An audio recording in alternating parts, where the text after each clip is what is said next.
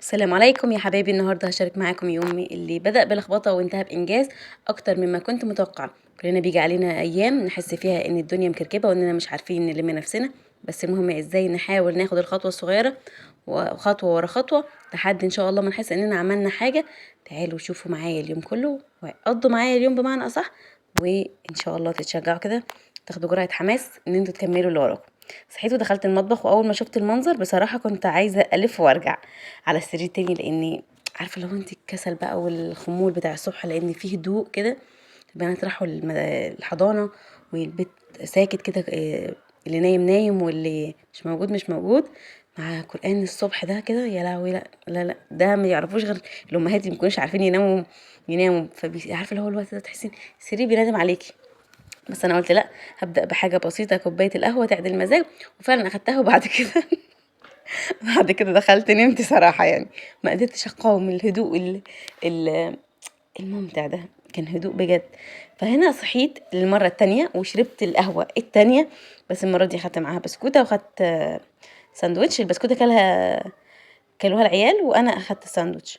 المحاولة التانية ان شاء الله، وربنا يعني يعيننا ويقوينا ويقدرنا على ان احنا نجاهد نفسنا علشان نخلص اللي ورانا. صحيت زي ما شفتوا، والله باحاول أنا، يعني الفيديو ده من تقريبًا من أسبوع، فأنا من أسبوع ما شربتش قهوة غير مرة. فأنا باجاهد نفسي إن أنا ما اخليش حاجة تتحكم فيّا، إن أنا لازم كل يوم قهوة، لازم كل يوم شاي، لازم كل يوم مشروب معين، لأ. أنا اللي أكسر الروتين لما أحس إن هو خلاص أنا حاسة إن في حاجة اللي ماشياني. فهنبدأ بقى ونصلي على النبي، نبدأ بقى ونقول بسم الله. بدأت بالمواعين اللي متكومة ومالية الحوض، وقلت طبق بغسله، وكنت بحاول استغفر، بحاول اذكر نفسي بقى انا مضيعش وقت كده في ما استفادش بيه. اسمع، كنت مشغله جنبي حد من الناس اللي بحبها على التليفون، وكانوا بصراحه كنت باخد معلومات. ساعات بشغل بودكاست زي ما قلت لكم قبل كده، وبقول استغفر الله العظيم ساعات.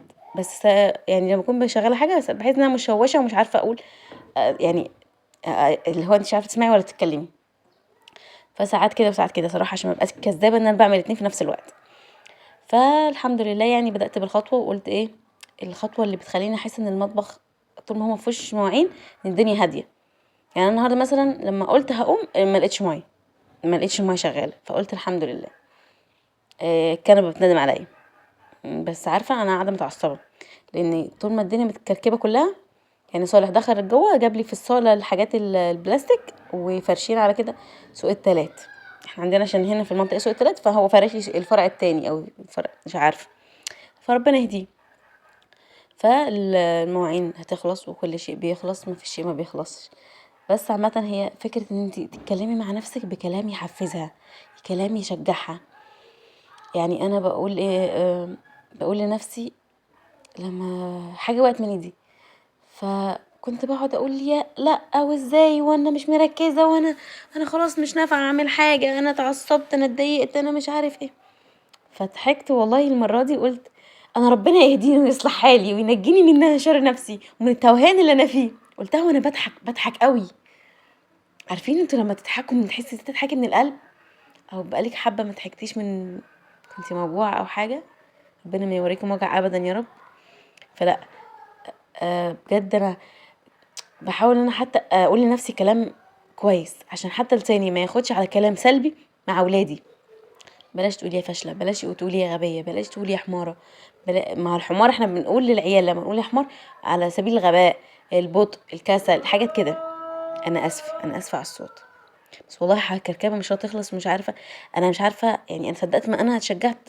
اختي عماله تقولي حرام عليكي، احنا عايزين الفيديو ينزل.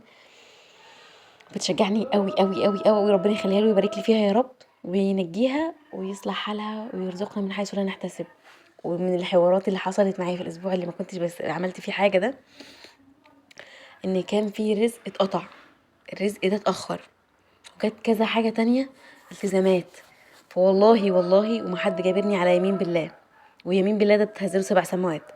الرزق في الاسبوع ده جه من كل الزوايا اللي ما تخطر على البال، والله. وعارفه تحس حسيت بجد كده ان ربنا بيقول لي لا لا لا لا، ما تشيليش هم، ربك موجود، ربك موجود. والله انا كنت حاسه بطبطبه. آه الفلوس كانت حلت ازمه في الوقت ده، او حلت حاجه. فظنك بالله خير، بيكرمك وبيلطف بيكي وبينجيكي وبيرزقك اكتر من ما انت متخيله. فبلاش الظن السوء، وبلاش نكركبها فوق نفسنا، وبلاش نحقد نفسنا.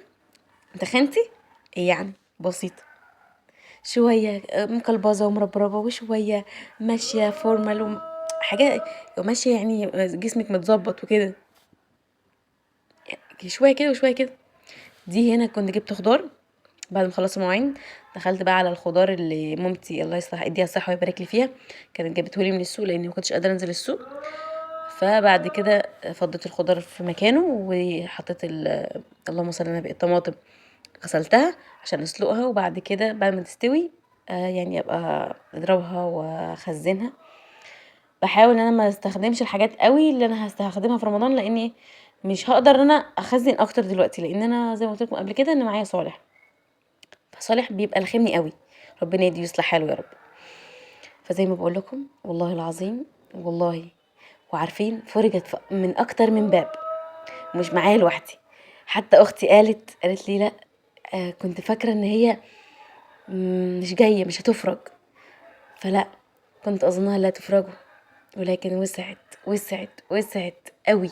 والحمد لله على كرم ربنا، الحمد لله. كل ما ربنا يديكي طلعي، كريمي غيرك، فرجعي على غيرك، كوني سبب في رزق غيرك.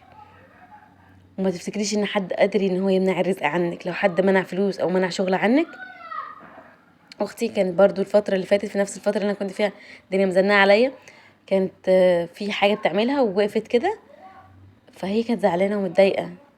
حتى هي قالت لي انا كنت نايمه احسبها، بس تاني يوم بجد كانت بتقولي لا لا، انا احنا قلنا يعني ربنا مش هيسيبنا، ربنا هيرزق، ربنا هيبعت.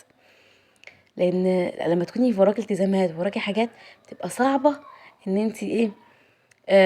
احنا جوازاتنا موجوده والحمد لله، يعني عشان محدش يظن حاجه تانية، بس انت كست وراكي التزامات تانية في حاجات، مش كل حاجه تبقى جوزك شايلها.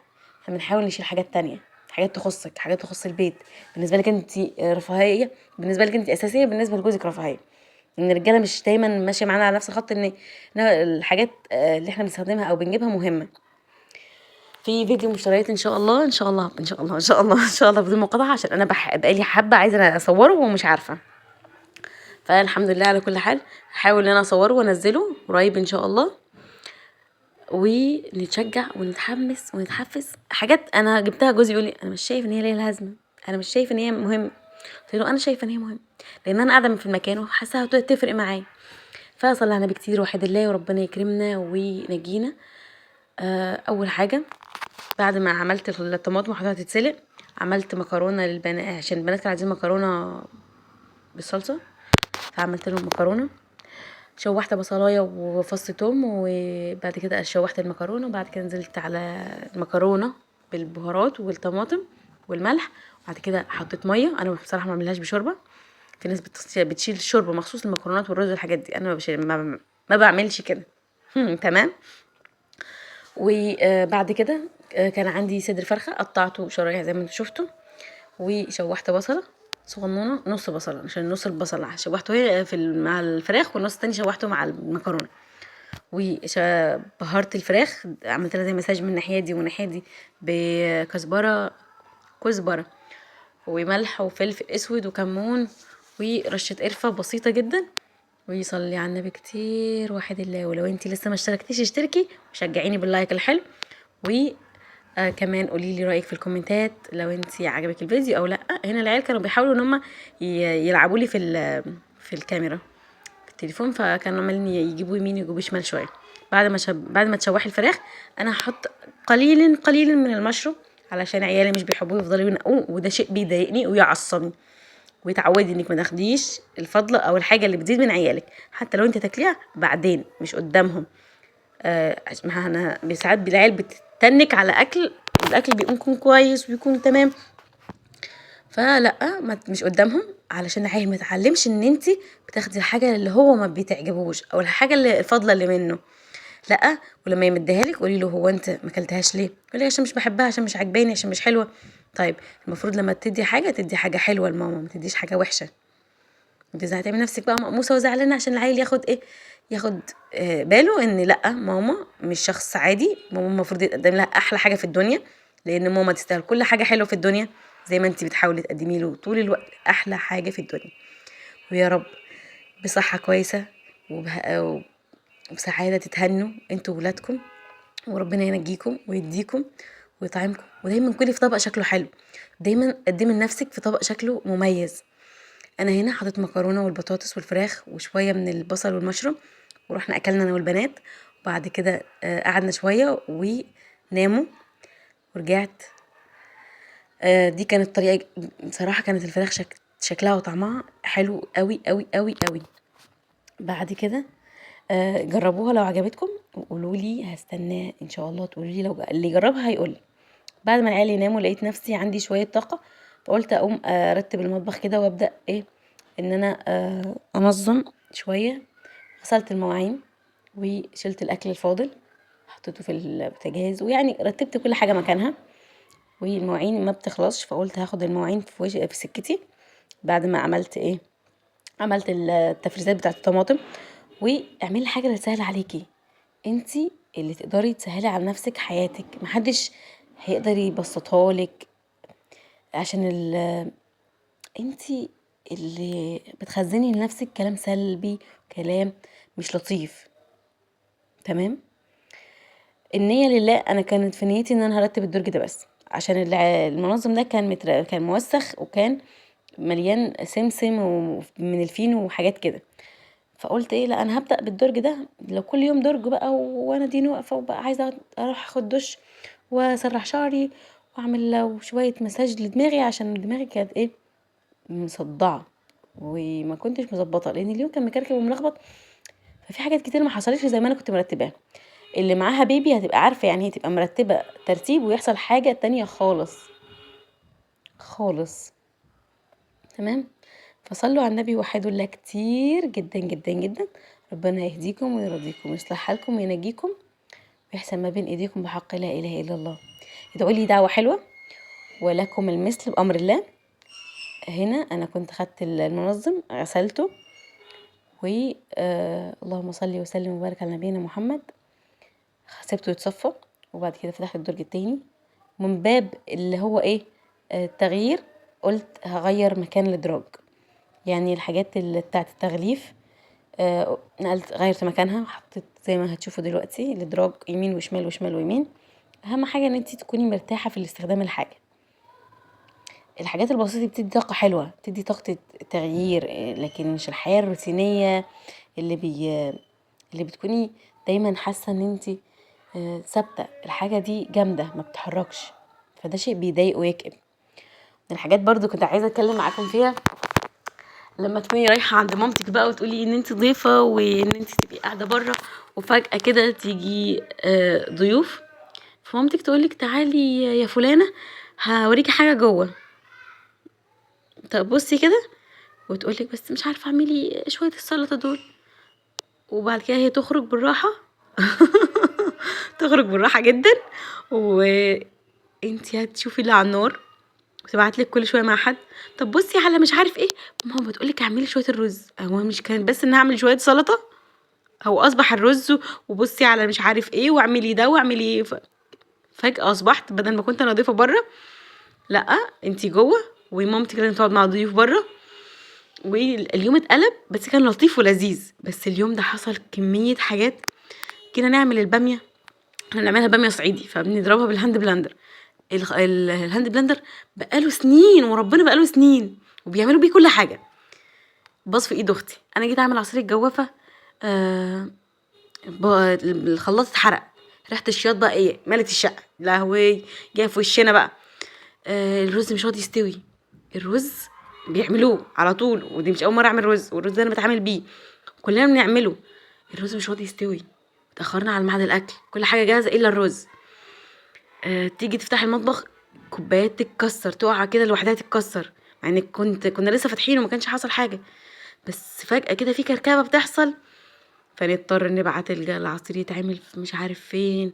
فاكرين زمان لما كانت حد يخبط عليكي كده ويقولك لو سمحت ما تقولك اضربي دول عندكم، احنا عملنا كده، بس انا عشان ساكنه في نفس البيت فعملتهم عندي، بس ما احتاجناش نروح لحد غريب. بس لا الموضوع بيبقى غريب، مش عارفه هل الناس بتبقى فعلا في ناس ادمها وحش كده، ولا يومهم مكركب، ولا يومهم شبههم، ما تعرفيش. بس الحمد لله الحمد لله على كل حال. والله كان كل ما افتكره بضحك واقول لها يا لهوي ده احنا باظت مننا كميه حاجات، ده غير الحاجات اللي اتكبت والحاجات اللي الزيت وانتي تحمري الفراخ وتفرقع. لا لا لا، عارفين اللخبطه دي كانت مستفزه. واللي بره مفيش غير ايه، هو في ايه جوه، هو ايه اللي بيحصل، كل شويه حاجه تقع، كل شويه حاجه تتخبط. اللي هو احنا اول مره ندخل المطبخ يا ولاد ولا ايه؟ هو انا صراحه في العاده مش بدخل المطبخ عند امي من غير سبب. يعني لو هي تعبانه جدا، انا ليا اخوات بنات تاني فهم بيعملوا كل حاجه، لكن لما هم مبقوش موجودين كنت بدخل واساعدهم.